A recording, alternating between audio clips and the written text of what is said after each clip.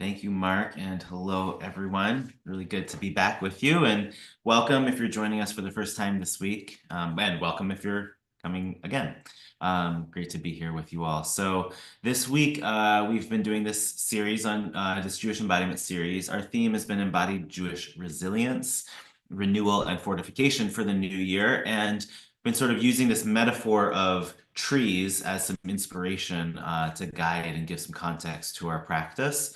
On our first day, we were tapping into our roots, kind of the root systems, really connecting and grounding with our connection to the earth, to the ground, that feeling of rootedness, both in static positions of stillness and also in dynamic, while moving, finding and staying with that feeling of rootedness through movement. Yesterday, we then started working with sturdiness and finding sturdiness again, both in stillness and in kind of weird, funky positions, and finding the kind of the way the sturdiness gives us structure.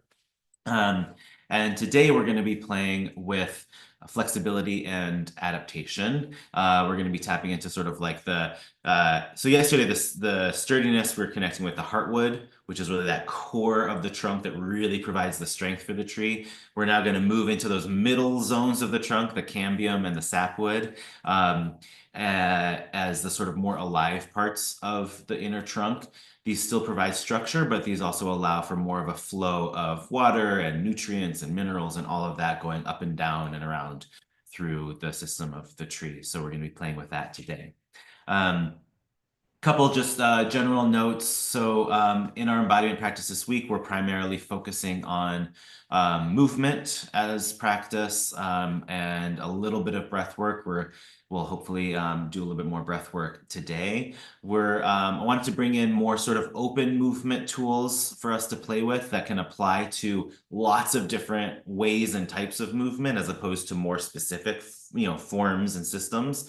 So that's what we're focused on. And in the intro class we're offering next week and then moving forward in our studio work, there are elements where we keep this openness, and there are pieces also where we do go into more specific forms that are based in Jewish wisdom and texts and ideas. And so next week is a great week in our intro to Mitsui method to try that out.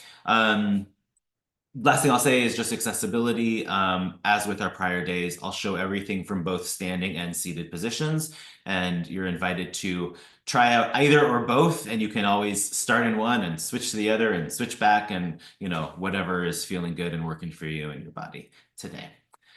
So with that, again, we're talking about trees and sort of connecting with our idea of, our bodies as a tree of life, Eitz Chaim, and also a tree of knowledge, Eitz Hada'at, which the Torah is also compared to in all sorts of different ways, and tapping into the knowledge and resource and aliveness of our bodies and the wisdom, sort of the Torah of our bodies, and tapping into that through this exploration and practice. So today, again, is sapwood and cambium, thinking about flexibility and adaptability. So with these things, we're not really talking about like touch your toes flexibility, right? Like, yeah, a little bit, but not really that. And actually, Mark, what you said was really perfect, talking about sort of noticing the subtle changes. We're actually going to be more focused on that today. Like, what are those really subtle kind of micro moments of flexibility, adaptation, softness, right? Like, those are pieces that we're going to really kind of play with today, alongside the sort of big movement macro level. And the things we're doing today can both stand on their own, and for folks who joined us live or watched day 1 and day 2, the rooting and the sturdiness, like bring all of that in today, like it's still applicable as part of the entire practice. Okay, so with that, I'm going to switch my camera over. 1 second. All right. So we're going to start with just kind of a little bit of kind of like warming up the joints, getting things ready to be moving a little bit more. So as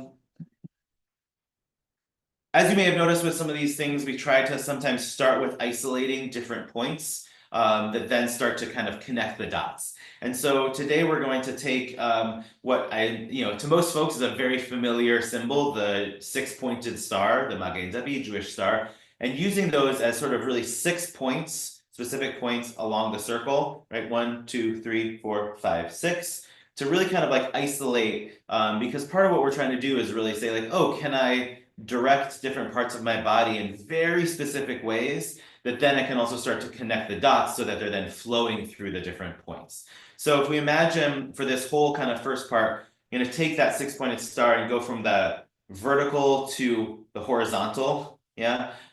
So if I had that piece of paper, I would take it and like lay it flat. And so we're playing with 6 points around us, right? If they were on the floor, we'd be standing right in the middle of the star. And so point 1 is directly in front of me. Point 2, 3, 4, 5, and 6. That's if we're going around clockwise or counterclockwise. It just goes the opposite way. Okay, so we're going to start with the head and the neck. And here we're getting into different sort of both small and large kind of like big joint areas to just kind of open things up, especially if you know, whether maybe you're on the West Coast and you got up more recently, or you've been up for a little while, but sitting, you know, whatever it is to kind of loosen things up.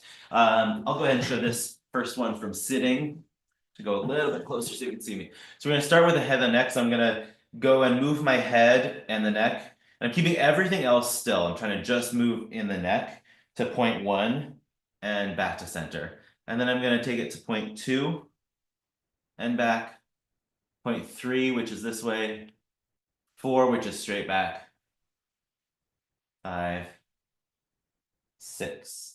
And then back to point 1, and now we're going to go the other direction. 1, counterclockwise, 2, 3, 4, 5, and 6. Good. Now we'll move. Again, you can stay seated. It'll be a little bit easier to show from standing. We're going to move into the thoracic spine. That's this kind of top half of the spine. Most of the time, like this part of the spine, we don't move very much at all. So it's really helpful to kind of really try to articulate this part of the spine and get it moving, because a lot of the time, unless we're actively trying to, this is like a very still part of the body and get really kind of like, you know, kind of rigid. So here we're going to try to move only this part of the body. And so, and don't worry about looking weird, right? Don't look any weirder than me. So we're going to kind of go to the front. That's 1, to this direction, 2, point 3, 4, 5, and 6. And I'm just going to show you from the side. We're going to go counterclockwise. 1, should face this way. 2, 3, 4, 5, and 6. And now in the hips. And if you're sitting, you can just kind of like rotate on the sit bones. Yeah. And then from standing here. So 1, 2, 3, 4, 5, 6. And then back the other direction. 1, counterclockwise, 2, 3, 4, 5, and 6. Now the knees, if you're standing, it'll look like this. 1, 2, 3, 4, 5, 6. And then sitting, 1, 2. Might have to kind of move the feet more to get the knees in the right position here. 4, 5, and 6. Cool. I'm just seeing a question. I don't see the difference between some of the side ones. So this is where sometimes these differences are subtle, right? But we're trying to find point one is straight ahead. Point 2 is sort of 45 degrees that way. If we think about this as so like this would be north and that's northeast. And so I'm trying to get it to move in that direction as opposed to straight to the side. And again, it's not important that you get these perfectly on, right? We're trying to just feel out that direction in. So keep playing with it. All right, next let's move to the ankles. Let's see, can I back up so you can get in the camera? So here, you don't have to pick your foot up this way. I'm just trying to make sure you can see me. So 1, 2, 3, 4, 5, 6. back to 1, other way, 2, 3, 4, 5, 6. And then we'll switch feet. 1, 2, 3, 4, 5, 6. 1, going the other way, 2, 3, 4, 5, 6. All right. Okay, hard to see the feet and knees. Yeah, I get it. Okay, so we're gonna now just move back up from the ankles back up to the top and connect the dots. And now we're just gonna do a couple of circles each way. Again, just like moving through all of the joints. So with the feet, again, you don't need to lift them this high. I'm just trying to make sure you can see me. This can be standing or seated. So just doing 3 circles to the right, 3 circles to the left. Other foot, 1, 2, 3, and the other way, 1, 2, 3. And the knees, 3 circles clockwise and 3 circles counterclockwise. Hips, 1, 2, 3, and the other way, 1, 2, 3. Thoracic spine, 1, 2, 3, 1, 2, 3, and finally in the neck, 1, 2, 3, and the other way. All right, and just give everything a good wiggle. All right, so hopefully things are feeling a little bit more just kind of like loosened up and opened up. So now we're going to go a little bit deeper into our spine. So the spine, as we played with this yesterday, the spine can be a really solid kind of like stabilizing element, and that's really important for a lot of different things to be able to like really feel kind of like, the stacking of the vertebrae, get in this really stable position. The spine can also, though, really move and articulate in all sorts of different ways. And it's helpful to have access to both the sturdiness as well as the flexibility and the softness. This is true throughout the whole body. We're going to focus now on the spine. Okay, so we're going to start out doing spinal waves. If you've never done these before, it's going to feel weird and funky, and that's okay. So just try it out and see what happens. So we're going to start with a spinal wave, starting with the chin, and I want to do the wave is going to go from kind of top to bottom. So I'm going to go here with the chin, and the wave is going to move through the chest, down to kind of the belly button, to the hips, to the tailbone, and then starting back up at the top. So the wave is moving from the top through the bottom, going nice and slowly, and we're just trying to feel like this wave is moving as much as we can through each individual vertebra, trying to see if like, okay, can I feel some smoothness in this wave? Your wave might be relatively big, or your wave might be like pretty small. And if you're finding like, oh, there's some areas that feel just like really stiff, that's okay, right? The goal is to try to find smoothness throughout, right? But this is a funky thing, so don't, just play with it. All right, now we're gonna go the opposite way. I will try, yes, let me try to get closer. Okay, so now the opposite way, we're gonna start with the tailbone and just do waves that go from the bottom up.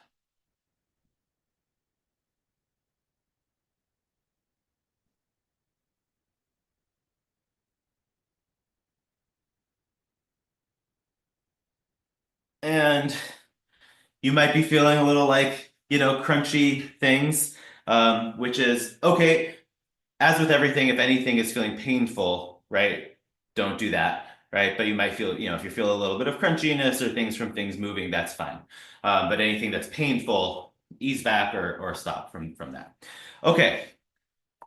So we did some front waves starting from the top, from the bottom. Now just play with in the spine, open flow. Just trying to say like, okay, where can I? It's almost like if you think about like a, like a snake the snake for a snake charmer, right? Kind of moving around and just find, where does it feel good to move through different parts of the spine.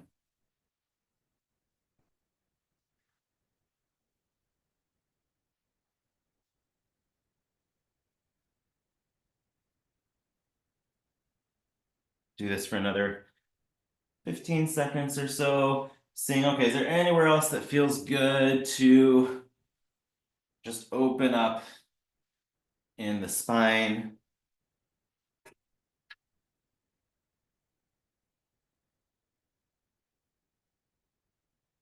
Okay, and relax, shake that out. Again, I know spine is it can be a tricky area. So if you have any particular, issues, needs, right, work with it in the way that you know your body. We're not trying to push anything beyond what's helpful and work with. And so notice, like, where does it feel good to open things up? And if there's anything that feels like, ooh, that's, a little too much, or I need to protect that area, then do what you need to do there as well, for sure. All right. So, all right. I want to make sure we have a little bit of time to do some breath work that's also going to work with that sort of like middle soft area. The last thing I want to do is we always try to give a little bit of improvisation. This is so that we can really just play and explore with the different ideas that we've been working with. So bringing in from day 1 and day 2 the rootedness as well as the sturdiness, and now also adding in this layer and really exploring this softness. So yes, in the spine, but now with every different part of the body. And again, if you're doing it from seated, then that's doing it here, whatever, and standing. And finding these like really little kind of micro adjustments that you can make. Trying to find it's sort of like, okay, now I'm really just, I'm not going from one dot to the next, so to speak. I'm really trying to be soft as I move between and through all those dots. So, see, most of you are already going. Keep on going. Gonna skip the music just so we can keep on going for another minute or so. We don't want to completely lose the structure, right? The rootedness, the parts that are sturdy, right? Like maybe I'm like, my legs are giving me some sturdiness so I can play with the torso, right? Or vice versa. Maybe the torso is getting a little bit more sturdiness so that I can move in the legs, whatever it may be, right? Or the arms. So I'm keeping just enough of that structure that then supports everything else. And I'll share as we keep on doing this for a few more moments, right? Part of what this is doing is saying like, yes, is it helpful to be able to touch my toes? Sure, right? But like maybe I'm walking along, on a sidewalk and there's a little bit of a ledge or a crack or whatever, and I go like that, right? Being able to know when I can, just be soft and absorb some change can help prevent me from, actual fall or whatever it may be, walking through nature. Like this is and then metaphorically, right? Having the ability to be firm when I need to be, and also soft when I need to be, whatever the context is, can allow us to really work with change in ways where, I can just absorb something rather than meeting it with like a hard kind of resistance. So amongst other things, that's part of having this flexibility, adaptability, right? Practicing this in the body and remembering in the body what this feels like. Okay, so that, give it a final shake. And I'm going to do one more to close us out, a little breathing practice. And so you know what? If you want to stay standing, you can. I'm gonna switch my video and show this one from seated. I think you'll be able to see me a little bit better this way. Okay. So this is called lulav breathing. And so here, the breath work. So two things. The lulav is we're playing with the choreography of shaking the lulav. So when we shake the lulav in the Holiday Sukkot, we shake it to the front and back to center, to the back, to each side, above and below. So front, back, side, side, up and down. Those are the directions in the shaking the lulav. So we're going to bring that into breath and play with the sort of the inner structure of the body, especially the rib cage, that literally holds the lungs, right, and all the tissues and everything that guides and directs our breathing. And thinking about this as that sort of middle layer in the trunk of the body, the sort of that cambium and sapwood, that actually, if we can spend a little bit of time working with it, expanding, contracting, playing with it, that opens up both how the breath can move through the body and also just opening up sort of all of those kind of feelings. So, all right. So whatever adjustments you need to be sitting or standing comfortably. What we're going to do is just take one breath in each direction and continue cycling through. So one breath is going to be trying to make that breath come into the front of the rib cage on the inhale, and then on the exhale, that relaxes. The second breath, the back half of the ribs, and trying to really direct the breath into that back half and exhale. The next to the right, so opening up the right side of the rib cage on the inhale and closing it on the exhale. Then to the left and exhale. And then up, trying to just like feel everything coming through this whole area up here and down. And then the next breath, really deep into the diaphragm, the belly towards the hips, really feeling it move downwards towards the earth and back. And then the seventh breath is an expansive, just in all directions and out. So we'll keep going for about a minute, minute and a half, and just keep moving through that cycle. A breath to the front and exhale to the back, to each side, up, down, and center. I'm going to give us another minute or so of quiet to just move through that cycle of breathing. Eyes can be open or closed, and go ahead.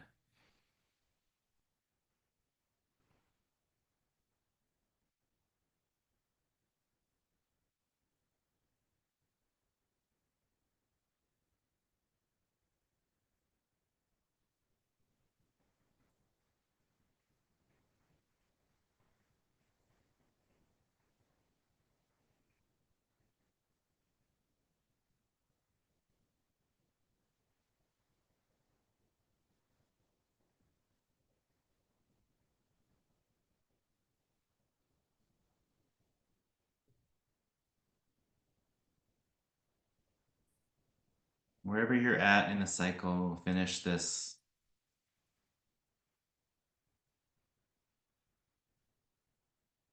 And once you finish the cycle, take a couple more breaths into that center, feeling now the breath expanding from the center out in all directions, filling up the entire space of the body.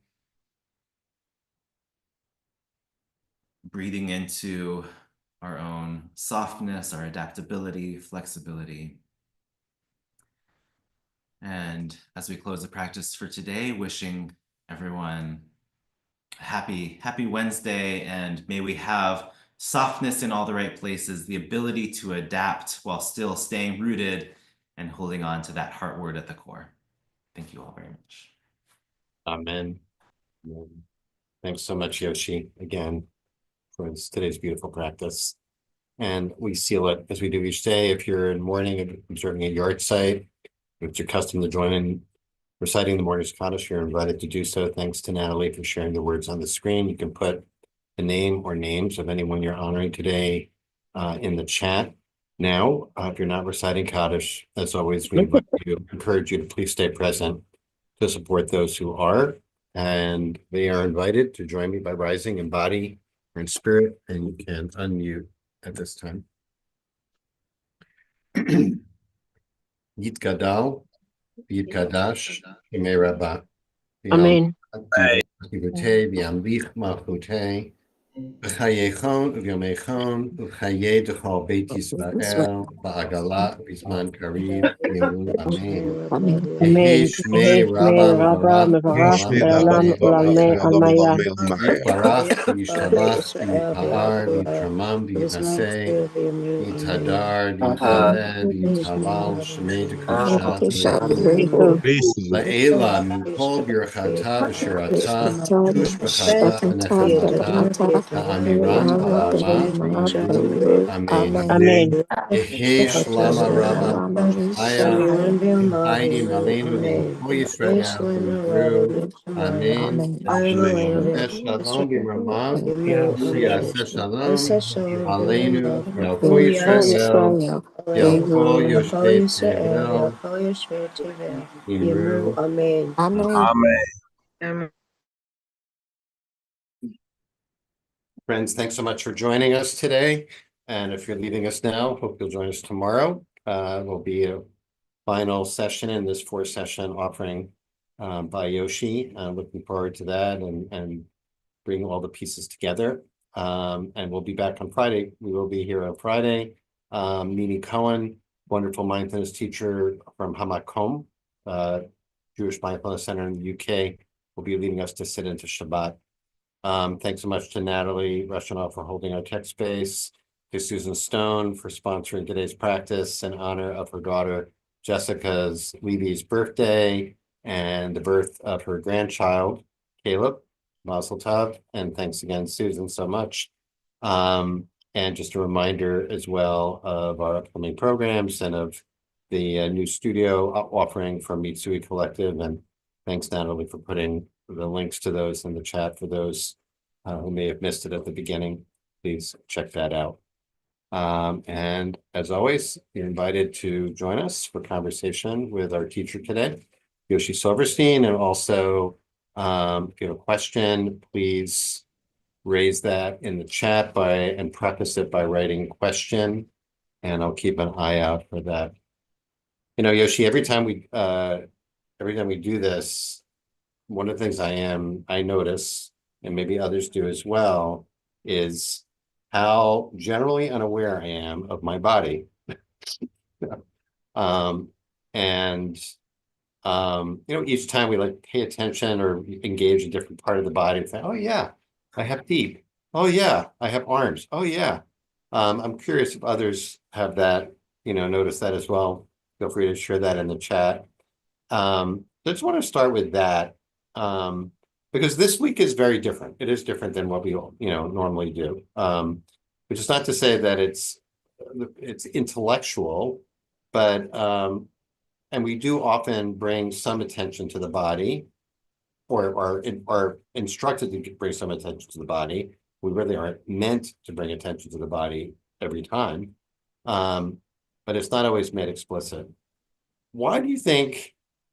Why did God make us this way? Why? Why did God? Why is it so challenging to remember that we are embodied creatures, you think? I don't know if you have Yeah. a theory on that. Starting with the small questions again. Yeah. I Why, like, why did we God ask make us this way? we ask big questions here. Yeah. No, I love it. Do you know, is that true for you, or do you find that that's, since this is what you Yes, do, yeah, you for find sure. it I think most true over time? yeah. So a few things. One is with with my mindfulness work, meditation, stillness, and also for movement. I mean, I think there can be lots of different goals or priorities that folks can have. All equally valid, right? I mean, there's just lots of different things to be working on, different approaches, different everything. Some of those approaches, and this could be true like on a given day, and they could work on something a different day, right? So it's again, it's all just yeah, different things. This could be true again for in like a meditation practice and also in a movement practice. Sometimes there is actually kind of a goal to, in some ways, either explicitly or implicitly, kind of escape the body, to sort of like get outside of the body or tap into a sense of something else that is not kind of the body. Sometimes with movement, you actually like are trying to maybe get into a sense of kind of just like, yeah, trying to like kind of like the movement. Maybe you're walking or something that's sort of like has a particular rhythm where actually, yeah, you're not so focused on really particular parts of the body. It actually enables you to kind of like leave the body in a certain way. So, you know, so that can totally be true. And that said, I have found, and then there's a lot of all these practices where it's actually like the pathway is through the body, even if ultimately you're trying to get to this sort of like tap into these other metaphysical, transcendental planes, of experience. And for me, most like that those pathways have always proved for me personally to be the most powerful entry points. Yeah, Is that like I go through the physical experience and then that takes me to for some sure. other place. Right. So that's number one. Number two is to the kind of first part of your question, like why do we forget about our bodies in different ways? Part of that, I think, is just on a practical level that we actually, like our brains are responsible for filtering all of the data that's constantly coming in, and it has to because if we were equally aware of all of the data that our body's nervous system is sensing at all times, it would be completely overwhelming, Mhm. right? So our brains filter for what is the thing I need to pay the most attention to right now. So part of that is totally normal, right? It's like if I'm constantly aware of everything, that's just overwhelming. So Mhm. there's a part of that that's just like part of our biology. And I would also say that there's a part of that that then and a lot of our work. So we Collective, we do this embodiment work, and part of our lens is also to really take this counter-oppressive lens and really look at like what are the different formative elements of the world we live in that are constricting to us and even exploitative, and oppressive in different ways. And so there are ideological forces, powers, etc., where actually the more disconnected we are from the bodies, the more that helps Mhm. different sort of like ideologies and systems of oppression. And so, for example, like the more you want to exploit people's labor, the more disconnected they are from the body, the better, right? Because like you're actually trying, yeah, you don't want people to be really connected with what they're feeling in the bodies. You want them to be more like automatons, right? So that's like one example of like actually the ways in which some of these big systems of oppression can actually really disconnect us from our bodies. Because we're sort of like that's part of these societal forces that we're living in. And so part of this sort of counter-oppressive, countercultural work is to reconnect and retap into what we're feeling in the body because we've been disconnected. And then the last thing I'll say to that on the spiritual level is that, I think, why did God make us this way? I obviously can't completely answer to that, but we did the lulav breathing, which Right. is part of this the of Sukkot. And one of like a metaphor that I like to think about is like our bodies are a sukkah for our souls. It's like a sukkah, like in the holiday of Sukkot, is this temporary, impermanent, Mhm. like it's only kind of a shelter. It's a pretty bare bones shelter. It's meant to be, and it's Right. only for 8 days, and we're actually still pretty exposed to the natural world. But it facilitates this experience that is connecting us to the world in a different way for those 8 days. And Right. so to me, it's like our bodies, which are definitely impermanent, definitely imperfect, but are these physical structures through which our souls experience this physical world of creation. I don't know what is before and what is after, obviously, but whatever is happening during our human lifetimes, that's the idea I like to think about is our physical bodies allow us, our souls, to experience the world in this way. Yeah, in a way, I think you're kind of that last piece about, and I love that, the body being the sukkah of the soul. In a way, it answers my question for me in the sense that maybe here's a theory that being aware of our bodies are temporary and they are fallible. And for many of us, as we age and getting older, we may have judgments about it, or they're not able to do what they once were able to do. And so it's not so pleasant necessarily to contemplate or be in touch with the body. And so it might be a natural aversion to that because we want to try to avoid awareness of our like the sukkah of our temporality, our finitude. Totally. And yet, uh, Jewish mysticism is really a mysticism that it's not about escaping the body or escaping the physical world. It's about infusing our bodies or awareness of our bodies as containers of the spirit and of the world as containers of spirit, even as those things are finite, temporary, etc. And so one of the correctives in Jewish practice and thought, I think, is actually starting with, in the theory of of four worlds of Jewish mysticism, that we begin with the physical world. Yeah. And on this and the level of text study, where there's a corresponding fourfold way of looking at the text, we begin with pshat, the literal, actual text, not the midrash, and not the philosophical interpretation, and not the mystical interpretation. We just start with the word. We start with the body, and then we kind of dig through there. So, Yeah. Well, can I speak to that? Yeah, So please you're talking do. about like the Pardes method Yes. of sort of text study, which Yeah. is pshat, remez, drash, and sod. And so Sure. that like those layers, it's sort of like the pshat is like that surface literal meaning, right? And then there's the allegorical, the metaphorical, and then the like secret, meaning is the last one. So we actually have done maybe, and this would be fun to do. Like we could do a whole workshop on this, but to give the like little piece of that, we have done a little bit of like, what does it look like to apply that sort of Pardes method to how we understand embodied experience, where rather than using it to study a text on the page, like the primary text becomes the experience. And so with everything we were just doing, the pshat surface level, what were we literally just doing? It's like, oh, well, Yoshi was guiding us and like doing these positions and getting in here and then these instructions, and I was moving my body in this way. Like, so that's the pshat. Yeah, that's that literal descriptive level. And then there's that next level, which could say, and I shared a little bit of this, allegorical of like, oh, okay, so physically we're playing with flexibility and adaptation. Where else can that be applied? And not just physically, but like emotionally, right? Like, what does it feel like? And often I think part of our sort of, I don't know, not really a theory of change, but theory of methodology is that the experience of the body in response to physical conditions or contexts, as well as emotional or psychological or social, is way more similar than not. Because again, we experience all of it in and through our body. So if I am tripping over a thing on the sidewalk physically, the way that feels in my body feels a lot more similar to the way like I trip over like I trip over something in a social context.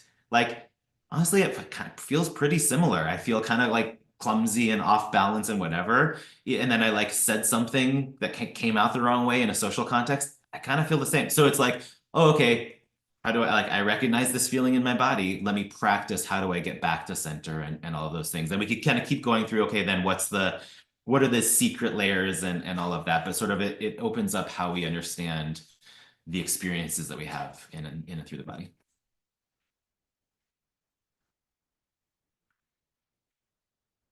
And and I'm just saying, oh, Mark, you're muted. But yeah, and Judah, thank you. I didn't realize I was muted. Trauma. I want to end actually with a word of appreciation from Holly in the chat, who said, "This style of embodied movement feels like freedom to me. I've always been a movement person, dance, yoga, hiking, etc. These are linear disciplines. So for me, this unscripted, non-rhythmic, non-goal oriented movement brought me into presence and freedom simultaneously." So beautiful, Holly. And I want to say amen to that, and thank you for lifting up this really important aspect of our practice this week. And we'll look forward to the season finale tomorrow. Everyone's it's a cliffhanger. We don't know what's going to happen. We went from rootedness to sturdiness to flexibility, and who knows what's next. Don't tell me. Spoiler alert. Okay, I'm not going to say it. Don't say. Have Tune in something to do with tomorrow. flow. You didn't hear that from me. I missed it. Okay. All right, thanks to Natalie, thanks to Susan for sponsoring us, and hope